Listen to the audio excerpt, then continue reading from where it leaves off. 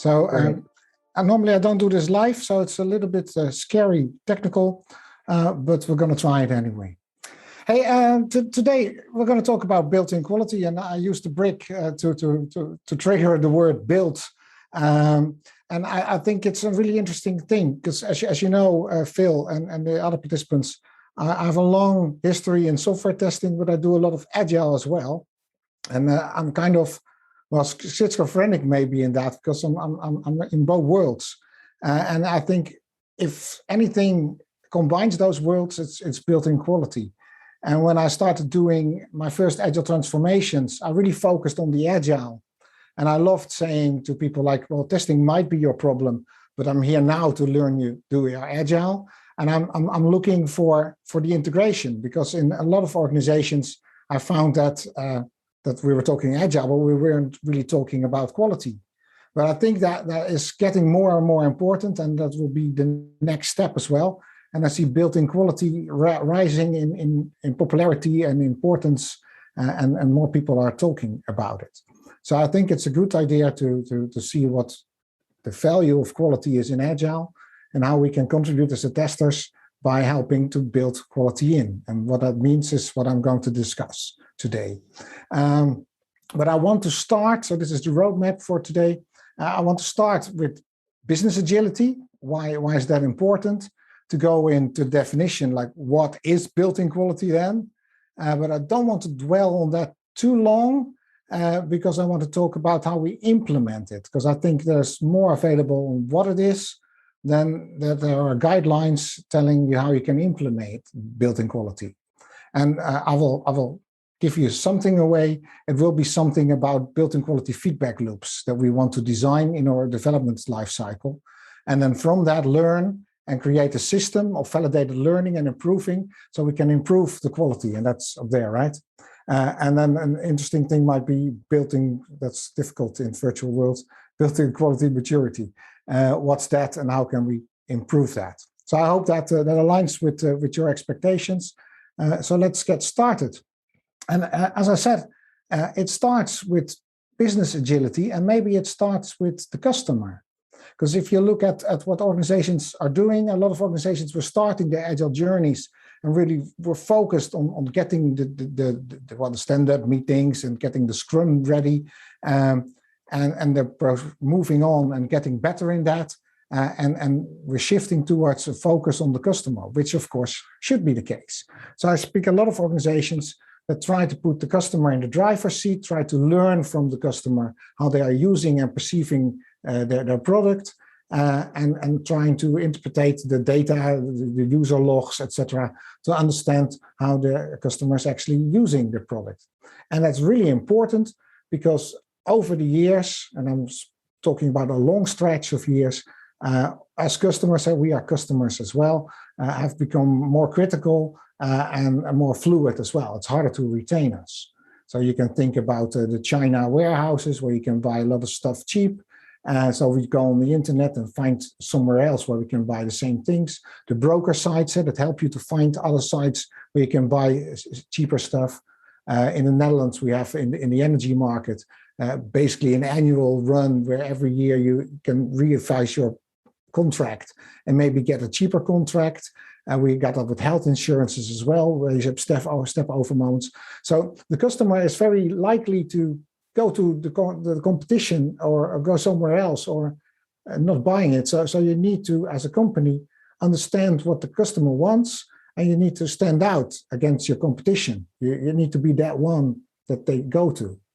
And in order to do that, you must understand what the customer wants.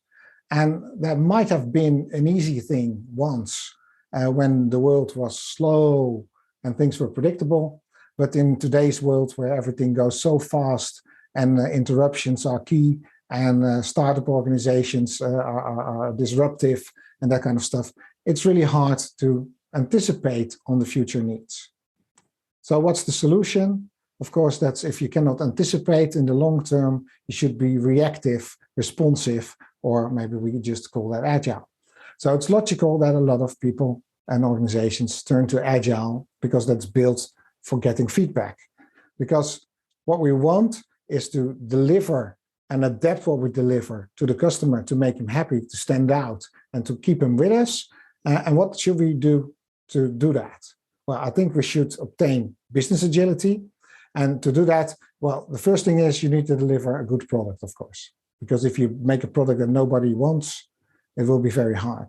And you have to deliver the right product. So that's something like the quality should be okay, and it should be fit for purpose.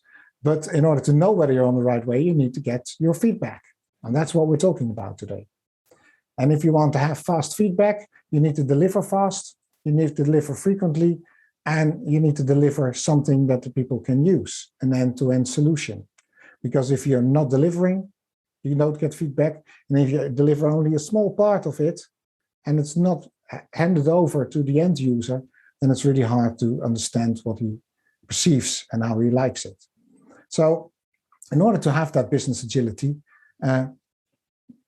we need to get those things in place, and we want to have those cheers from the customers. But what can that be? I have a few examples which I like about people doing something to learn how solutions are perceived by the customer. Once I spoke, and that's the press here button, where organizations on a business to consumer interface, because that's more easily, of course, than a business to business interface, actually made a button on the portal and said press here, or if you want free money, or if you want to have an advertisement, or something like that. And without building basically the things behind it, they were just checking in production whether people were clicking on it. And that way they got feedback on whether people find it attractive. And if so, they just built the functionality. And if not, well, they dropped it altogether. But there are other ways to learn about what the customer wants, of course. The please solve this button, this problem here. You can look at fora where people are saying, I'm trying to do this thing, I'm encountering this kind of problem, I'm in this situation, I upgraded and now it doesn't work. Please, Apple, please, Amazon, please, whatever solution provider, solve this problem. So you can use that to learn what the people want. But again, you need to give the people something to try. Then you have the surveys in the upper corner, where a lot of organizations, when you have customer contact, send you a survey, of which I'm not really pleased as a consumer, because they always take more time. But it is one way to see whether people are getting more happy or not. But one I really liked was handed to me by a colleague who works for Philips Medical Systems, and they were making scanners. So that's the one you see here, where you go in and you lay on that, and they scan your whole body or your brain to see what's working. And there are multiple options, but they're all locked. And the interesting session in this case was that Philips can read those logs, so basically has insight in how those systems are being used throughout the world, throughout time. And as clever medical people are using things sometimes in a different way than designed, and are really using the apparatus in order to do their thing, they get a lot of data which they can use for instance, developing new features, because they see that a lot of people are using it in a certain way, but also for testing, of course. And they use that in the feedback loop to analyze, like, what features should we really test, in what combination, and how can we make better tests that fit the real use more. So that's a great thing, of course, in starting to understand the customer. And the one with the headset on is the customer service, of course. So if you don't go tracing the logs, but go to where the customer actually talks with your company, it's the customer service desk. And I was once in an organization where I'm currently working, where the customer service, I brought them back into a product owner session to discuss how we can align with the customers. And they say, like, well, we got a lot of questions about password resets. So basically, if we look at all the calls, 1/3 or something is about password reset, because that's not possible on our site. Why, said customer service, don't we build something? Because that would save us a lot of time and a lot of calls to handle. But at IT level, the message didn't come through. So I think it's really interesting to understand what the customer wants, so you know what to build, what to test, how to test it, in what combinations, and deliver value. and deliver the quality. So the key thing is feedback loops and bringing things to the customer so you can get that feedback. But one hurdle that you need to overtake is you need to release your software. And this is the Hanoi Bridge in Pakistan, I guess, but it looked really scary for me. And this is maybe the program manager or the release manager or the business manager that's slightly reluctant to cross to the other side, which I, in this analogy, use as going live. So if you do not dare to go live, and when releasing into production is a big thing, which takes a lot of effort, and I've seen organizations where they had problems with the deployment stack, with the configuration. They had a lot of bug fix issues. So whenever there was a release, everything was focusing on that. And due to that, they slowed down and had less releases a year rather than having more releases. So if we want to stand out to the customer, want to retain him, we need to offer things that he likes. We need to understand him. So we need to provide him with stuff. So we need to be able to release. Thus, we should trust that we can do a release without too much hassle in process and product quality. And I think built-in quality provides us with that confidence. It gives the confidence that if we take something out of the system, adapt it, put it back in the whole system, then the whole chain will be working without too much hassle. That if we add something or reconfigure something, that not only the functionality that we add is working correctly, but the whole system chain, the customer journey isn't breaking down. We can deliver value services as we planned without too much calls and hassle. So that's why I think built-in quality is really important. And the funny thing is, built-in quality is not something new.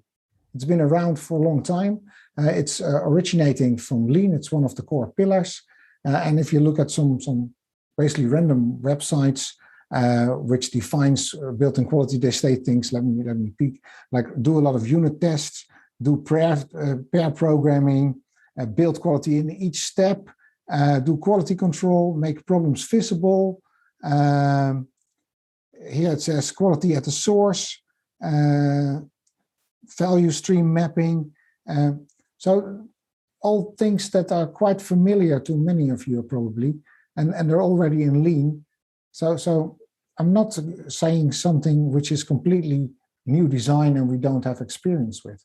But still, Philip also in the introduction says, like, I'm not really sure what it is.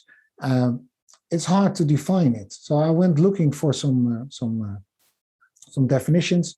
And one I found was from Alpha, which is an engineering company, so it's not IT. And they say built-in quality means developing a product or service right for the first time. So we're doing it and we're delivering things without bugs to the customer. Seems like a good aim to do, I think. Another definition is built-in quality aims to reduce the cost of delay and rework. Because if we have a lot of handovers, if we have a lot of moments where testers need to give software back to the developers and they need to make a new release and we need to test it and we need to go back to the design table and then finally we have something delivered and then the end user saying, that's not what I want and we have to redesign it. We have a lot of handovers, delays, and a lot of rework. Well, we want to solve that, of course. Seems logical to me. And then the Scaling Agile and the SAFe framework, the Scaling Agile framework, which has a lot of information about built-in quality. And I will deep dive that just in a few moments. But if you look at the definition, they say it's a set of practices to ensure that each solution element at each increment meets the appropriate quality standards throughout the development. So basically say we have a process, and at each step in the process, we want to have whatever we have to be of sufficient quality. Does that give a good definition? I'm not really completely enthusiastic about that, and I didn't find a good solution or definition yet, but I hope you feel where it's going now. If you look at SAFe, the Skilled Agile framework, they use this picture, and that shows how your large-scale Scrum is being organized. And I'm not really sure whether everybody knows that, I don't want to go explain the whole SAFe framework, but what you basically see is here, the lower area is where the teams are doing their Scrum or Kanban, and they're working in program increments. So those are those yellow-gray bars, and that's basically 5 sprints or something. So it goes in a quarterly pace. And for each of those program increments, they have a release train, which combines all the work and has the planning in that. And then there are top layers where on the highest level, you got the portfolio layer, where the goals of the organization are translated in value streams, and value streams are assigned to the release train. So the strategy of the organization is translated to work.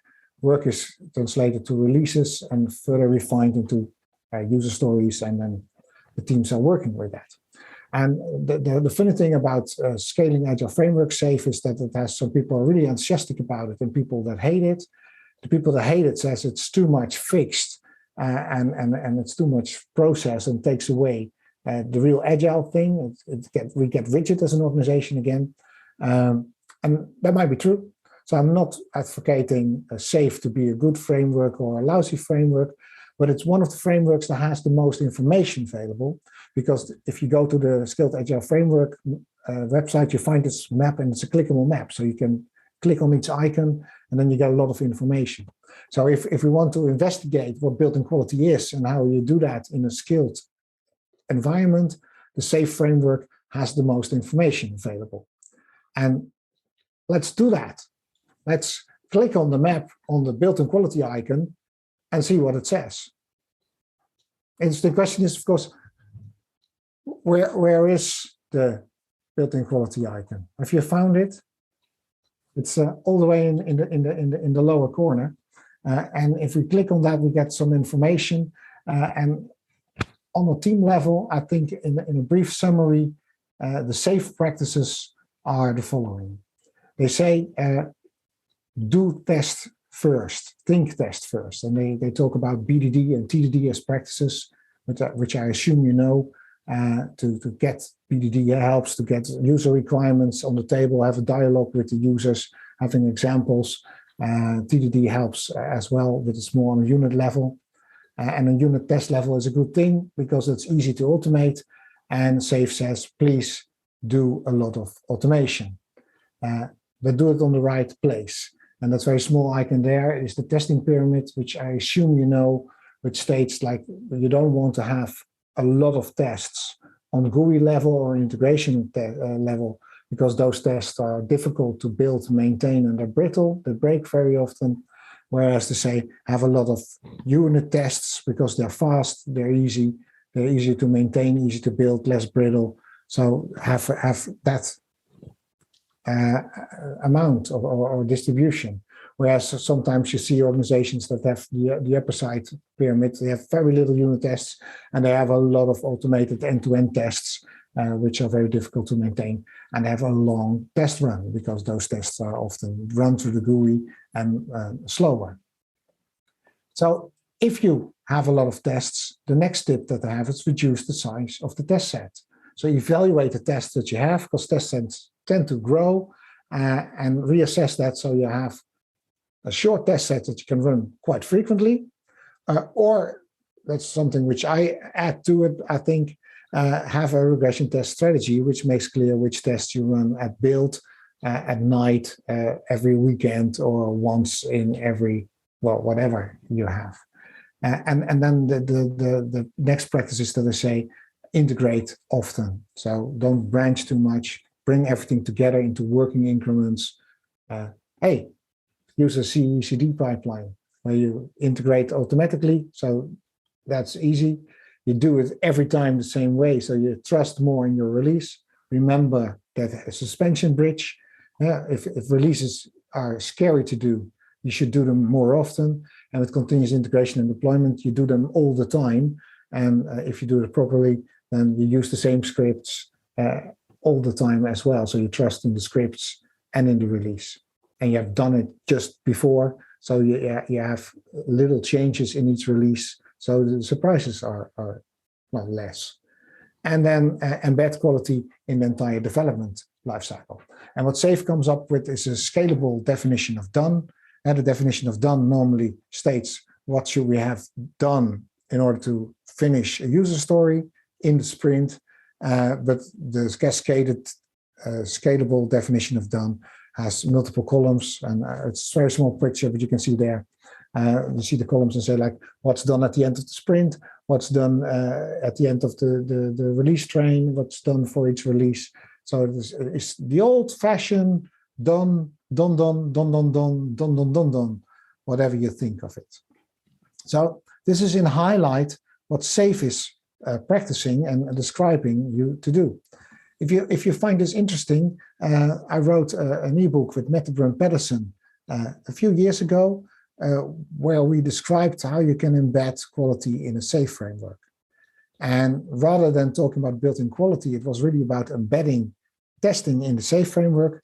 And the result was originated from a discussion that we had, where we had the big SAFe poster. This is an older version because it's some time ago. We had a workshop at a peer conference where we put post-its on, like, where do we as quality-driven people want to interfere and contribute with the development process with quality-wise. You see there's a lot of things at team level, but we were doing things at release train and higher level as well.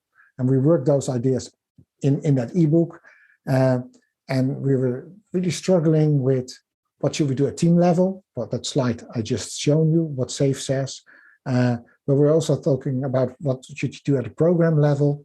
And we say like, oh, we have integration testing and we need a test strategy, because we need to know what tests to do on team level, on user story level, but also on sprint level, and what integration tests we need to do. Or maybe we have some tests that don't fit sprint, but we need to do for each release train just before the release. And we need a strategy for that. And we use maybe the last sprint of the IP, the product increment, for improving things.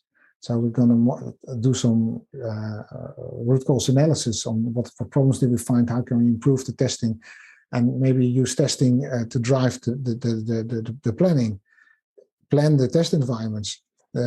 Who's actually thinking about the quality of the tests itself? Shouldn't that be part of the test strategy? So those are all things that we say at a program level, we should put that somewhere in the organization and give that attention.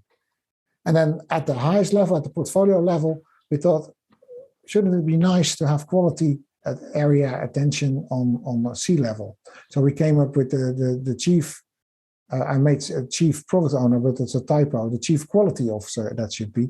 The chief quality officer, which is our ambassador of quality and testing at the C level. And we run some workshops where we were talking about the role of the test manager.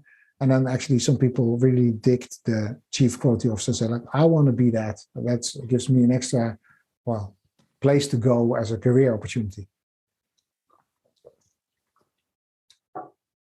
But thinking about built-in quality, I'm trying to find a definition. If we're talking about quality with testers, they hear tests. And I think, and I see that in my organization as well, which is a consultancy company offering testing services. Very often when the customer says we have a problem with quality, then our reaction is from a test perspective, oh, maybe we can do some automation and then you can speed up testing. Or maybe you can do hire some extra testers. Or, well, we in the Netherlands say like, if you're a hammer, every problem looks like a nail. If you're a tester, every problem looks like a test solution. And although that might be a good thing, there might be better things to make your impact. So let's go and see what that is. And maybe that's more related to the process, the development process, than it is to the actual testing. So if we want to implement built-in quality, and I guess we want that because, right, we have the need to go to a trust or release, and we want to have that feedback. There are three things. We need to apply practices, we need to combine those across team, and we need to prioritize those. Because I think if we want to improve, a good way to improve is applying practices, because those are kind of proven things that we can borrow from other people that we can read about in books, in blogs, learn from conferences. Well, I recently wrote a book, and I came up with 75 practices that I use in the book. And we could apply those, and maybe we'll benefit from that.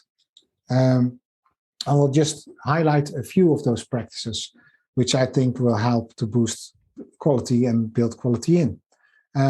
One thing is testing should be across team responsibility. So this is not really a test practices, like automate this or do a unit test, but it's about a more organizational development lifecycle approach, where you say like, hey, testing is not my problem as a tester. Test quality is the responsibility of the team, and it should be every team's responsibility.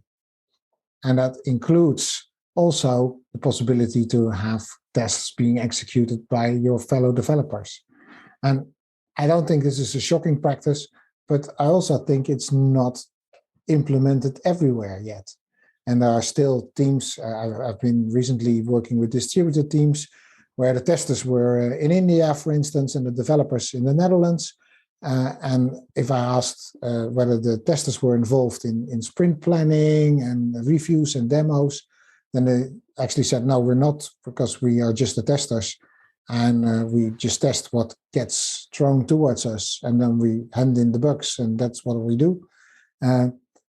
So there is not a full integration yet between development and testing. So that's a practice we could apply. Service virtualization could be a thing.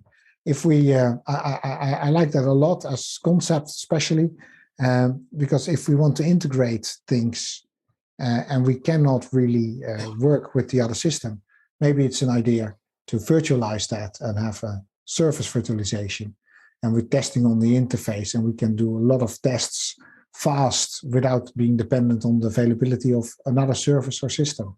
Especially works in change where the other systems might be from different suppliers. Another one which is on the list, which I like a lot, basically, is the definition of ready on epic level. So definition of ready is a list which states when you take user stories into the sprint, and you only do that if they have sufficient information and detail, so you don't have surprises. So on the definition of the definition of ready, in the easiest form on team level, should be something like, we as a team, we understand what we need to build. I think we need longer ones and more elaborate ones, but this is the essence. But in the chain of refinement, where you start with an epic, make features and make user stories, you could also have a definition of ready on the epic level, and we'll use that in a later example as well. The pipeline, so continuous integration and deployment, contains regression testing. I think that's an important one. Code is owned by everyone. I recently had a discussion about it, basically, where we were talking that this is a big thing, that some organizations, people sit on their code because they build it and they own it, and they don't want others to look at it or change it. And they can have different reasons. It can be because they don't trust others to build code that good. But maybe they're afraid that people comment on their code, because I've worked with an organization where the chief programmer built the system from scratch, worked for years on that. And then we said the code is owned by everyone. And then he was really scared that people would change things or comment on the way he built it. So that can be scary, and that's not, well, in every organization done yet. And then if we do the planning, I think business stakeholders, we could involve them in the roadmap that we make, and ensure that we building the right stuff, and they can give feedback on what we need. Think about the customer service woman who said, like, please build in the password reset. And if we're moving from technique to using end-to-end solutions in production, then we might want to test the organizational readiness as well. So not only testing the technique, but check whether the operational department has the processes, has learned the system, and knows how to use it, so we can actually apply that. And the first idea that I had for the importance of this, and understanding that it's not automatically the case was when we were demoing a new feature in a bank, but it was a small bank. Basically, it was one floor. And the programmers were sitting over there, sales was sitting over there, and marketing was in the middle. And we were demoing a thing on the website where you could, the draw bars, change your financial product, the duration of your length or your pension, that was, I think, the rendement, the percentage. And then you got a nice graph which showed how much you had to pay each month and how much you got on the end. And there was a website. So publishing that to production is fairly easy. But suddenly I realized if we press publish now at the demo, it's live, and probably at the end of the hall, the programmers were sitting over there, right? So at that end of the hall, the phone would start ringing for the salespeople, and the first customers would probably say, like, give me more information. And would this organization be ready to deliver that, have answers to the questions? So I think that's a really important thing, which gets more difficult if you're in a big organization, of course. And well, TDD and BDD was already in the first slide. I think it's an interesting technique that we should use more often. But I spoke recently with somebody and says, like, BDD, we shout that we want it, SAFe says it's important, but it's not really used very much in a lot of organizations. And that's an interesting question, because if we say we can improve by applying practices, and if we improve, we can get more feedback loops, and we can go trusted to production and learn what the customer wants. What do we do with that one programmer that says, I've learned BDD, I'm interested about that, I'm doing that? Does that mean that we got quality built in? I don't think so. For one thing, I think if it's one person on an island or one team that's optimizing it locally, you want to have that in multiple teams, especially if you're skilled. You want all the teams to contribute to that. So we need to align things and organize them cross-team. But there's a challenge with that. And if I go walk around in organizations and see what they are doing, I notice several problems and challenges that they have. And they distract a lot. And I like to show this sheet.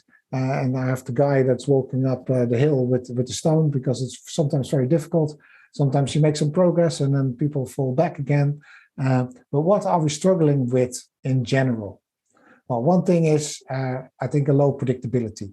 On team level, that's okay, I think. You might think about what your predictability is in epic completion or use story completion. But on epic completion, I think a lot of organizations are at 40% or something. So there's not enough focus on the completion of the epic. We're trying to get all the work done. We have the interference of ad hoc items, and then, well, we focus on output on team level, but completing epics with end-to-end solutions is difficult. Then we have some waterfall things in the organization that interfere with that. We are in a big organization focused on technique. I see a lot of system teams or component teams that have a lot of knowledge on their system or a part of the customer journey, but they don't oversee the end-to-end journey.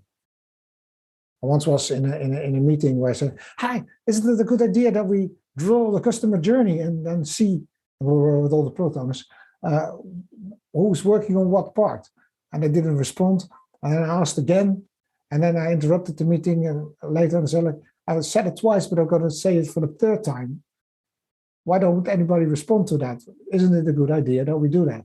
And I had a debriefing afterwards with some of the colleagues, and they say, like, yeah, I'm not sure whether they understood what you were trying to do, and they were not used to thinking customer journeys. Maybe some of them didn't know what it was.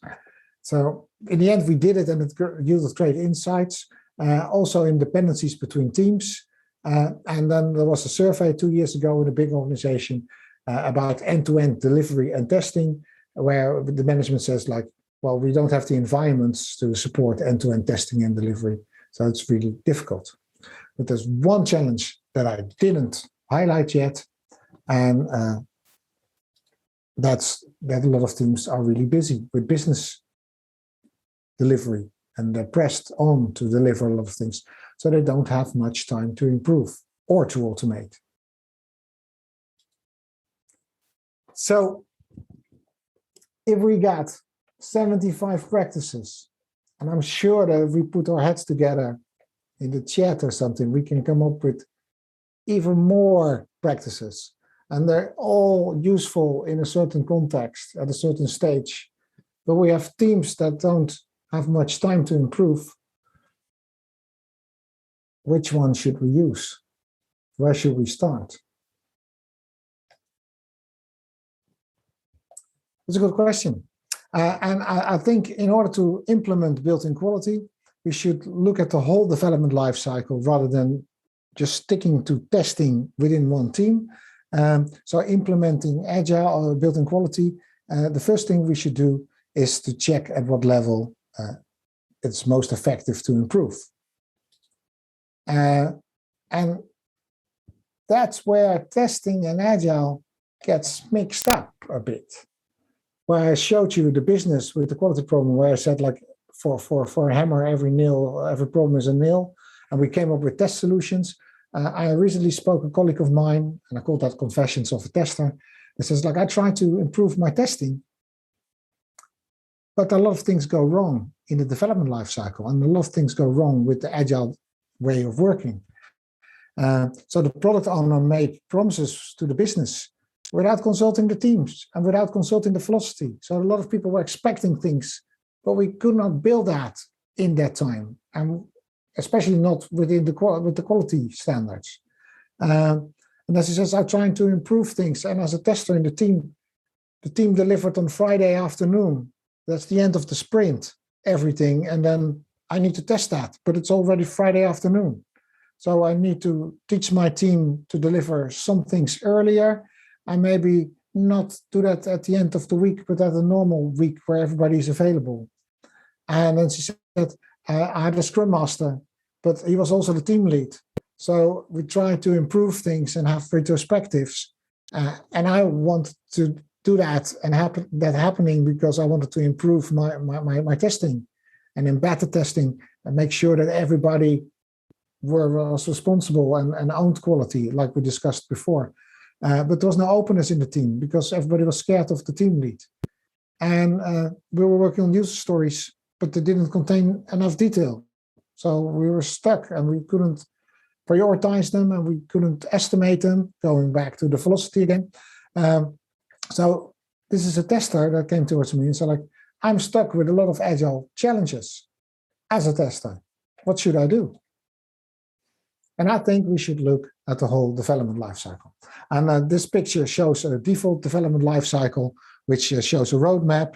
So we start with making a roadmap. We make a release plan where we pick the first item from the roadmap, and that is our next release, a program increment if you're in a safe environment. And then we refine that. So we make more details, define the user stories, maybe the how do you call those things? The features on top of that, and we end up with ready items and we plan them for the next sprints. Then we go into user story realization, and we're going to build them. We do the non-functional testing. We do the integration end-to-end testing. Then we do acceptance, and we want to test the customer journey. So here we're testing the system of systems, and we're not done yet when it's ready for release because we want to monitor in production and do incident handling. Monitoring in production, remember the slide that I showed you with the scanner? That could be monitoring in production, could be the other examples that I gave, and incident handling, of course, when issues arise. How do we do the triage and how do we put them on the backlog? So looking at that development lifecycle, there's a feedback loop that we want to have, and that's how the customer perceives things. But we do not want to give poor stuff to the customer, do we? We don't want to damage things. So we might want to have more checks and eliminate errors before the customer is affected. Remember, in one of the definitions, it says first time right, or right the first time. So right the first time might mean that we need to include some quality checks as well. And this is the picture that I came up with, where we have a development lifecycle, and this is your development lifecycle, but you can adapt it, of course. And at each stage, we're thinking about feedback, and we want to prevent errors from happening. In the first stage, we want to prevent errors from happening before a product is scheduled. If we have a product scheduled and we do the release planning, we want to prevent errors before the user stories are defined. When we have done the refinement, we want to find errors before the user story is being built, etc., etc. Note there's one dotted line. That's the end of the sprint. And I think in some organizations, releases are done at the end of each sprint, and then it's an important feedback loop. But if you're doing continuous deployment, if you're releasing every minute, then the end of the sprint is not really a big milestone anymore, because you're releasing continuously. But the idea is that we're looking at the development cycle and think about feedback loops and start to discussion and define what they mean. And I think we need to have a mature discussion in the organization for a certain feedback loop and say, well, how do we define quality at this level? And how do we measure that? And can we detect that, whether it's deviating or not? And what do we do when it's insufficient? And an example could be this. So this is my built-in quality template, feedback quality, where you say, like, on the release planning level, when the epic should be owned, profitable, sized, and an end-to-end solution. And this is where the definition of ready on epic level comes back, right? And how do we measure? Well, we use the definition of ready on an epic level to check whether the epic has a business sponsor, is supported by a business case, can be done in, for instance, a product increment or a quarter. I like that a lot, to have that and make sure that they're not too big. And well, if that's not the case, when can we detect that? Well, maybe the chief product owner does an intake of each epic before it's put on the epic backlog. And it's just an example, but I think it's interesting to have this discussion. Another one could be on roadmap level. They would say, if we make a roadmap and put all the items on that for the next release, it should be realistic and feasible. And how can we do that? Well, maybe we want to have a work in progress limit, so we're not working on too many features at the same time. We want to take dependencies between the teams into account. Maybe we want to think about what skills we need, because if we put an AI release on the roadmap, but we don't have people that do AI, we don't have AI testers, how are we ever going to complete that? Something like that. And when do we detect the deviation? Maybe during a quarterly planning, or during a PI meeting or a portfolio event. And then there's an interesting thing, also from Lean, we could decide whether we want to stop the line. And in Lean, we got something which is called Jidoka, and that's the stop the line. And in production land, then every employee can pull the end cord. That's this cord up here, that's yellow cord. And then the production line stops. And then we're going to sort out what the problem is before we continue. So we could have that as well in place. Because if we stop the line at a certain moment, we reduce waste, because we're not working on that item anymore. If we have a poor epic, then it will probably lead to poor features, to poor user stories. And if we need to have poor user stories, how are we going to build that, and how are we going to test that? If we stop the line, we ensure that it's not being delivered anymore, so we don't put it in production. And we think about the root cause, and we're trying to find out why things are not good. And that saves us from local compensation of the defect. And the funny thing is, when I came up with it, my first reaction was, yeah, but we're not going to stop the whole development process, are we? We're not doing that. And then I was making the slides, and I thought, well, it sounds like a good idea, maybe. And then I discussed that with a colleague, and the first reaction was, no, we're not going to do that, right? So what do you think? Should we dare to stop the line? Can you maybe put something or unmute or add things in the Q&A?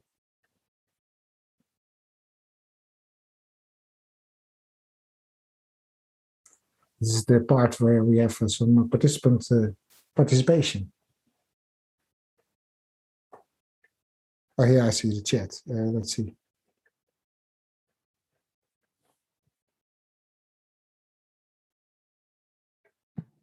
Yes, hold the line, says Caroline. How do you handle the builds? Questions or reactions?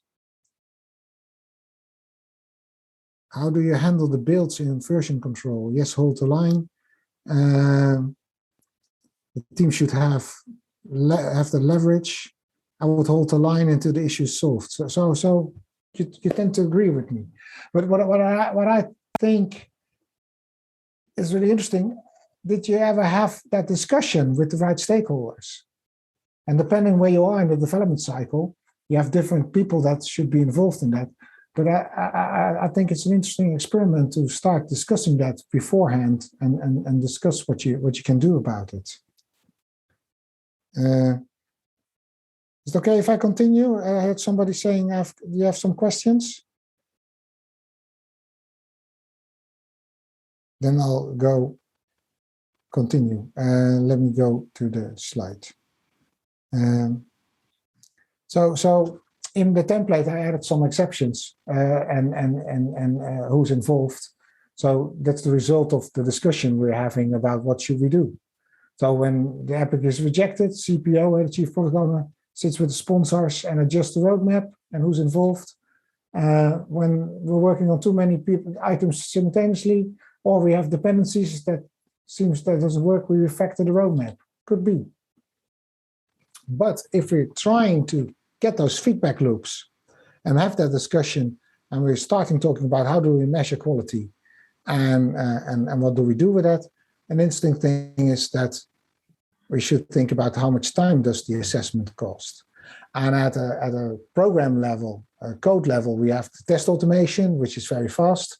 But at different levels, we might have different times. So what's an acceptable feedback time?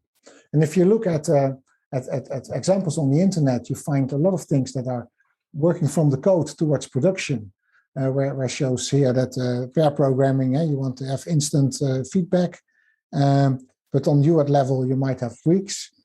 But yeah, you can think about what feedback loops do you want to have on a roadmap level? How much time should that cost? If you're making a quarterly planning, is it time okay to have some feedback on that? And I think I came up with these things. A release scheduled, maybe 1 to 4 weeks is okay. But of course, if the customer is affected, you want to have feedback less in a day, maybe seconds. So it might be interesting to think about it, or start with a lightweight check, which is easy to perform, and see what happens and learn from that, because you can always become more accurate and more thorough when you learn there's a reason for that. So if we're implementing built-in quality, then we can do a few things. We can check where we want to improve and where we want to have a feedback loop. We can have a discussion about what should we do and when do we agree that the quality is too low and what should we do then, and how much effort does it cost us to measure this, because if the measurement is too much effort or takes too much time, is slowing down the cadence, we won't be using that. And then there's a fourth thing we should do if we want to implement built-in quality, and that's do a root cause analysis on the feedback loop. And well, that's the next part of my presentation, because I think if we install feedback loop, there are a few things that can happen. One thing, we can ask ourselves, did we apply it, and did we ever need to stop the line? And if the answer is no, then the next question might be, is there any problem with performance? And And if there's further up in the development lifecycle a lot of problems, then maybe we need to tighten the criteria for our feedback loop. So we start light and we make it more thorough, but we're learning from it, right? And if that's not the case, and we didn't have to stop the line, well, maybe it's no problem. So we move on to another feedback loop. We just take the next one. The other option is, of course, that we created some feedback loops and we decided to stop the line, and we actually had to do that.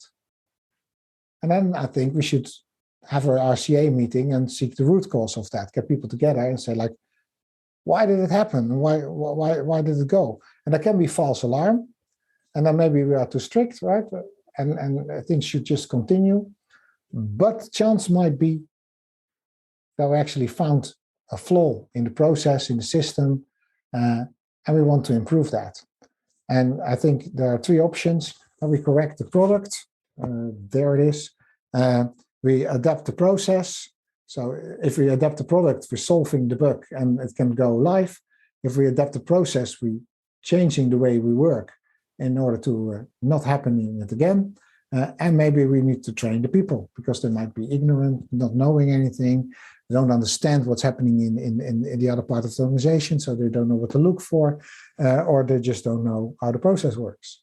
But either way, we can improve in a targeted way because we discovered that something went wrong, that the feedback loop actually caused us to hold the line, and now we start improving the quality. And we have some kind of fading desk, I think, where we can make a strategy of how we improve the quality.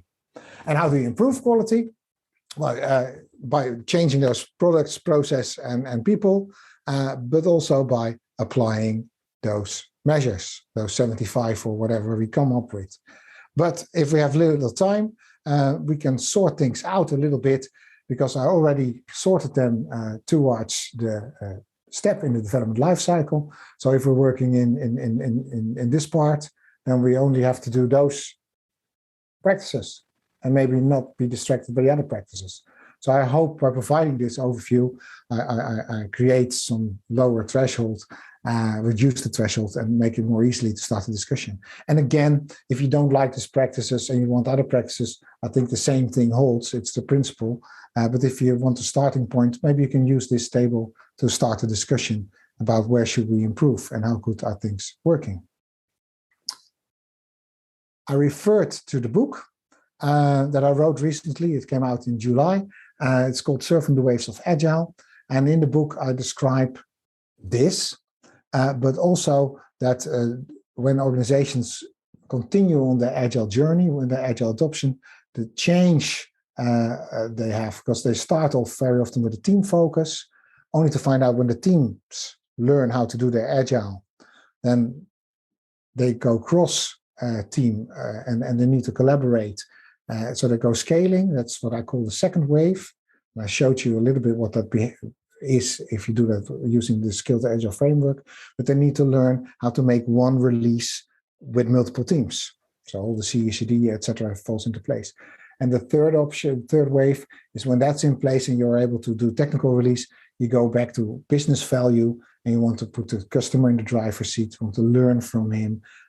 You want to have the business layers on top of that, portfolio management, also working in an agile mode. So it's a lot about value. And if you take that for granted and you assume that there are three waves of agile, you can also map the practices not only on the step of the development lifecycle, but also which practices would fit in what phase of the agile adoption. And here you can see that because the orange ones are the wave 1, the yellow ones are the wave 2, and the green practices are the wave 3 practices. So if you have a little time and you need to decide where you want to start, maybe this table could be a good starting point to assess where you are in your organization, where in the development cycle you want to improve, and then have a discussion whether these practices are fit for use. So that way we can start improving the quality. And I'd like to share one more thing that's built in quality maturity. And if you look that up There's not much to be found, so that's why it's interesting. And if you find things, it's mostly in manufacturing. So imagine a production line where they build stuff. And the lowest version of built-in quality, you might recognize some of this as a tester, will be quality control at the end of the factory. And you do a quality control check, and then you put a sticker on it saying it's passed or it's not passed. And this is, of course, not the best way because you have a lot of waste. If product is not okay, you discard it or you remelt it or whatever, work has been done, material has gone into it, and you discard it. But it happens a lot because if you look at those stickers, those red stickers are available on the market quite a bit. So probably we need to reject some things. So this is the lowest version of built-in quality. But it has that right the first time because the customer is not really affected by it. But if we want to do a shift left in manufacturing, we want to detect those defects earlier. And then you get pictures like this, which looks a lot like maturity model. And this was the one that I found by Joe Maceo in a presentation, which states like, here we have the low end where we do the inspection-based process with the stickers, where we try to find defects before they leave the shop, before they are integrated in the team, and the highest level, we don't want them to happen at all. And I had fun translating this idea into that for an IT department, because I think the lowest version maybe of built-in quality maturity is the software update, where we put software in production, and then in this case, the iPhone update, we have some bugs and we just update the software. And if we do that quickly enough, then only a limited amount of users are affected. So maybe we can consider that as right the first time. But then, of course, it's better to shift left and try to find out where we can find defects earlier. And that would be going up in this picture earlier in the development lifecycle, of which I've shown you some definitions of feedback loops. And I think if we do that, we can increase the predictability, reduce the waste, because we find things earlier and we don't work on those items and they don't have to go back that often. We improve the quality, and by doing that and reducing the waste, we shorten the time to market, but most important, we create leverage for further improvements because we save time by reducing the waste and shortening the time to market. But we also have a success story. So maybe by starting with a feedback loop and starting to apply practices in a controlled manner, we create leverage for further improvements, other feedback loops, other practices. And then we might end up in that fifth level where we have built-in quality without having the problems. So as a resume, because we're getting to the end here, we talked about business agility. You need to have the right product, but you need to release very often. We discussed built-in quality as defined by the SAFe framework. I showed some practices, I think, test first, BDD, the testing pyramid, reassessing your test set. Then we moved on to implementing it. And I say, well, we need to apply practices. We need to combine them within the multiple teams. And we need to prioritize them. I showed you 4 basic principles. Do it in the life cycle where it matters. Have a mature discussion about how to stop the line. And assess the time needed to do the evaluation. Don't make it too long. And do root cause analysis. And then we have that mature discussion. We have the root cause analysis tree.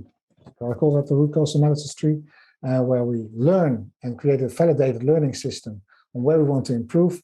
And we have a whole list of practices which we can apply and sort and think what we want to do. And I think we end up with some nice business agility.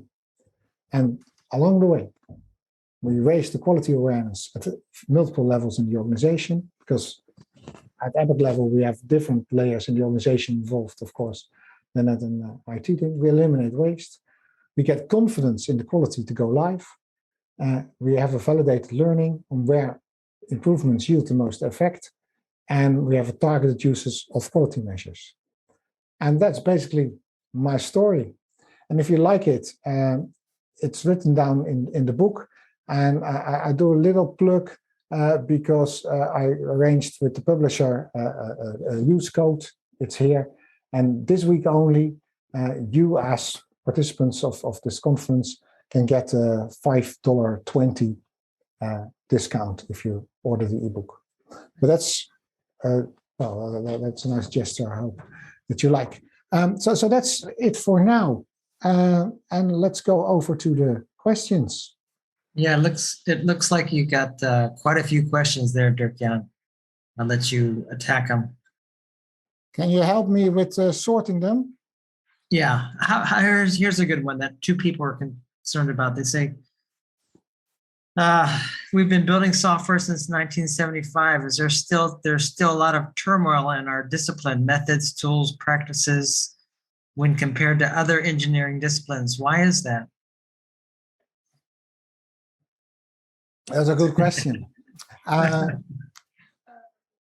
To a little bit far off, when we were talking about the chief quality officer, which sounded like a logical thing when we came up, we did an investigation, and actually the role exists in medical world, but not in IT.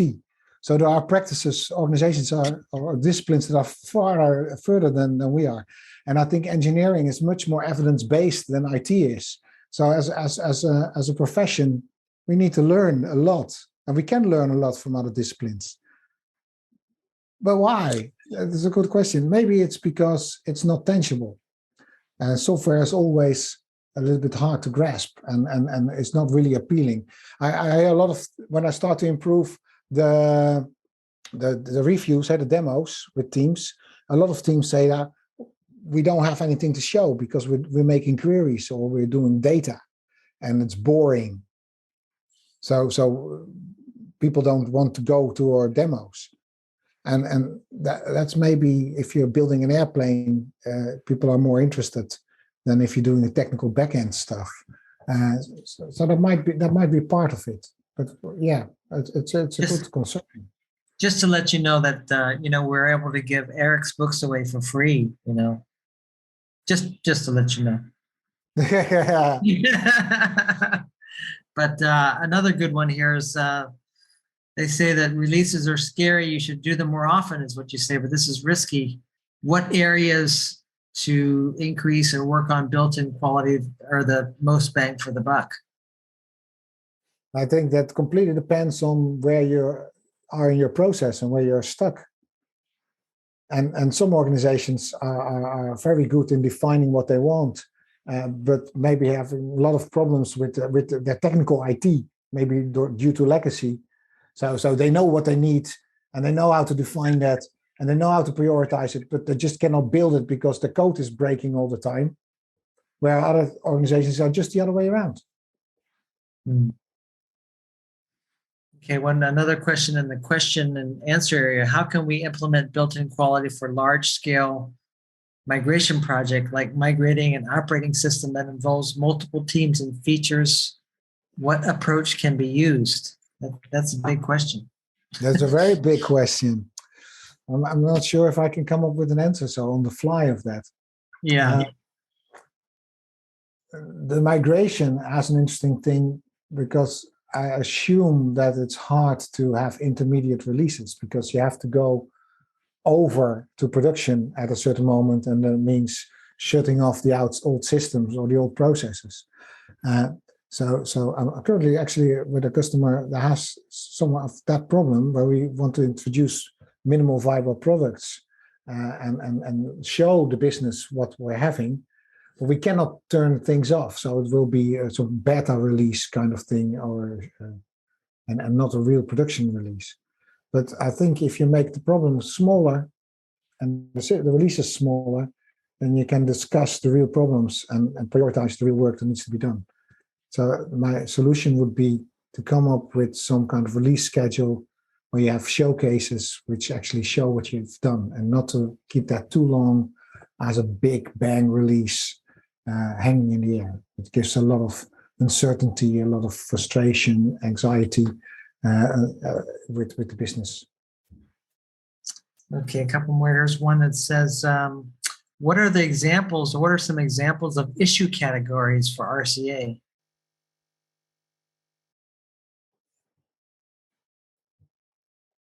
I don't understand the question. Well, you talk about RCA, right? A root cause analysis, and I guess you have categories for issues in order to break things down and do some do the analysis. I mean, you can't have an RCA with 1,000 different things, right? Otherwise, they're too granular. Now, the way I mean it here is to have install that feedback loop and decide on whether you have to stop the line, and just sit with the people and say, like, for instance, the epic that is insufficient.